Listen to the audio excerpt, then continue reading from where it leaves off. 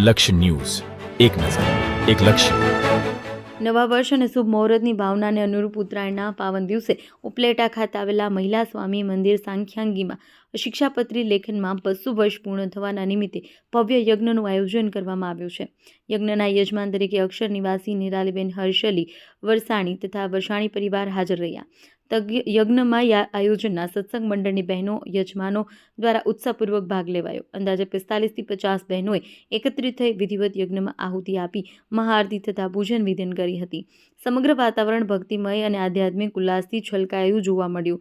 આ પ્રસંગે ઉપલેટા દ્વારકાધીશ સ્વામી મંદિરના સંતો વિશેષ રૂપે પધાર્યા હતા.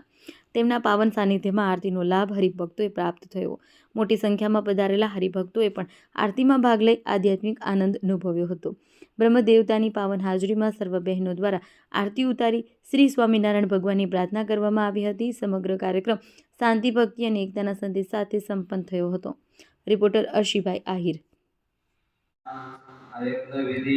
શિક્ષાપત્રીના 200 વર્ષ પૂર્ણ થાય એ નિમિત્તે એટલે આપણે કોઈ પણ ધાર્મિક કાર્ય કરીએ એમાં નિષ્કામ ભાવનાથી જે કરવામાં આવે 100% ફળ મળે છે. જેણે આમાં નાની મોટી સેવા કરી હોય, યજમાન પદ સ્વીકાર્યું હોય, પવિત્રપણે ભગવાનનું મંદિર સાનિધ્યમાં જગ્યા પવિત્ર, ભૂદેવ બ્રાહ્મણના મુખથી આ યજ્ઞ બોલાણો એટલે એ બ્રાહ્મણનું મુખ પવિત્ર કરાવનારા યજમાન બહેનો જેણે આમાં સેવા કરી. નિમિત્તે આજે યજ્ઞ આપણે 200 વર્ષ શિક્ષાપત્રીના પૂર્ણ લેખે આજે આ યજ્ઞનું આયોજન કર્યું છે. અને આજે મકર સંક્રાંતિ હોવાથી તલનું દાન અતિ ઉત્તમ છે અને યજ્ઞની અંદર આહુતિ આપવાથી આપણે અનેક યજ્ઞનો ફળ મળે છે. માટે આજે આવા યજ્ઞની આપણે શરૂઆત કરી હતી સવારથી સાંજ સુધી શિક્ષાપત્રી નિમિત્તે.